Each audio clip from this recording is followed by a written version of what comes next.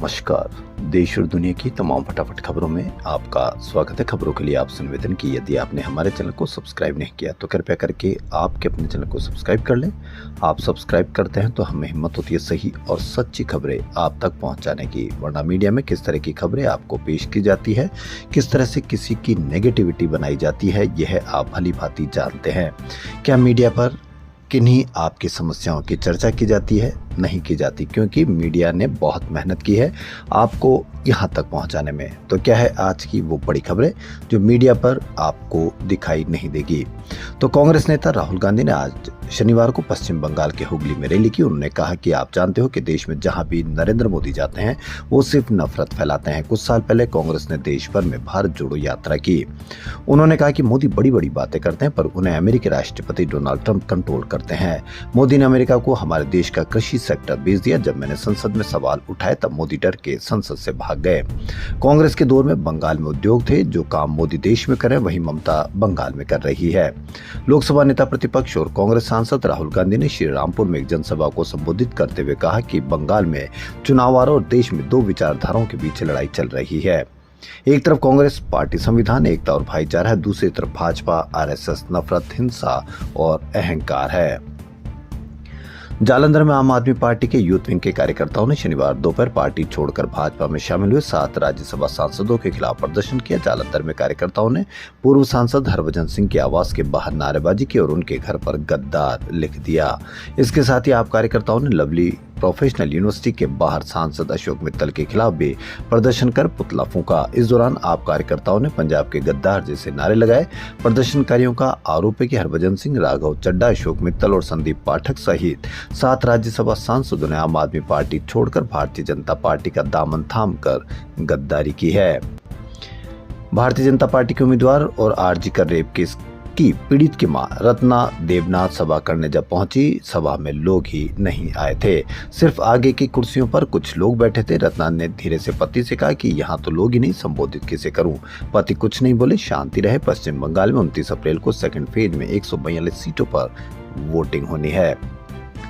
America और Iran के बीच पाकिस्तान में बातचीत हो सकती है। ईरान के विदेश मंत्री अब्बास अरागची शुक्रवार रात इस्लामाबाद पहुंच चुके हैं। वहीं अमेरिकी राष्ट्रपति डोनाल्ड ट्रंप ने अपने विशेष दूत स्टीव विटकॉफ और दामाद जेरेड कुशनर को वहां भेजा है। वह आज पाकिस्तान पहुंचेंगे। अमेरिकी उपराष्ट्रपति जेडी वेंस इस बार पाकिस्तान नहीं गए, उन्हें स्टैंड बाय पर रखा गया। जरूरत पड़ने पर वे इस्लामाबाद जा सकते हैं। दूसरी तरफ संसद स्पीकर मोहम्मद बागेर गालिबाफ भी इस बातचीत में शामिल नहीं हो रहे हैं। वे 11-12 अप्रैल को अमेरिकी ईरान की पहली बातचीत में डेलीगेशन के प्रमुख थे।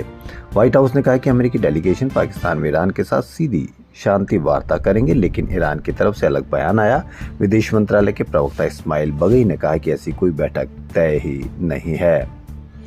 उत्तर प्रदेश में गाजीपुर की घटना पर सियासत तेज हो गई। विपक्ष इस घटना को लेकर योगी सरकार को घेरने में जुट गया। सपा सुप्रीमो अखिलेश यादव ने जहां इस घटना को लेकर 29 अप्रैल को गाजीपुर जाने का ऐलान किया, तो वहीं कांग्रेस नेता राहुल गांधी और प्रियंका गांधी ने योगी सरकार पर बड़ा हमला बोला। दोनों नेता अपने सोशल मीडिया हैंडल एक्स पर योगी सरकार की कानून व्यवस्था पर सवाल उठाए। कहा जा रहा है कि गाजीपुर की इस घटना की तुलना हाथरस से की जाने लगी और अब लड़ाई अगड़ा बनाम पिछड़ा की बनाने की कोशिश की है। आत्महत्या और हत्या के बीच झूल रही इस वारदात में कैसे सियासी रंग भरा जा रहा है, ये बताने से पहले आपको इस वारदात के बारे में जानकारी देते हैं। दरअसल 14 अप्रैल की देर रात नाबालिग नेहा विश्वकर्मा अपने घर से गायब हुई और रात करीब 2 बजे के आसपास गांव से ही कुछ दूरी पर लगे सीसीटीवी कैमरे में उसका अकेले जाते हुए भी देखा गया।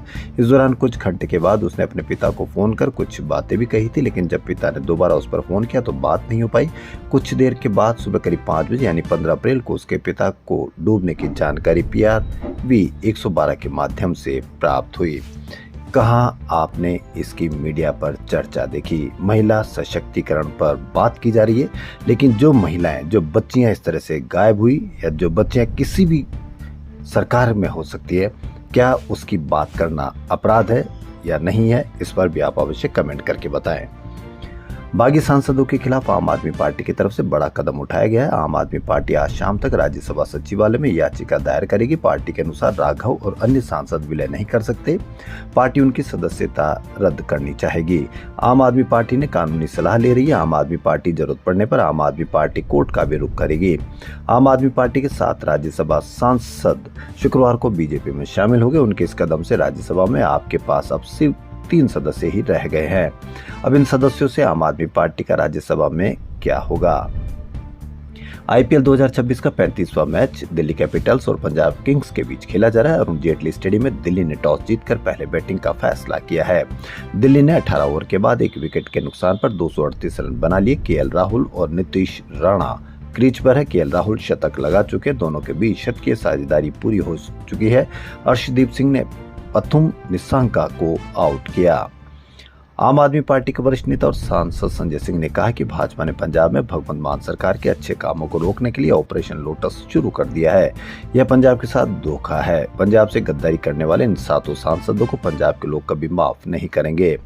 उन्होंने कहा कि भाजपा को पंजाब में फ्री बिजली, अच्छी शिक्षा, स्वास्थ्य, पानी और नौकरियां समेत अन्य शानदार काम बर्दाश्त नहीं हो रहे, इसलिए अब वह ईडी सीबीआई का डर दिखाकर आप नेताओं को तोड़ने की कोशिश कर रही है। इस पर भी आप अवश्य कमेंट करके बताएं। तो देश और दुनिया की तमाम फटाफट खबरों में फिलहाल इतना ही। धन्यवाद।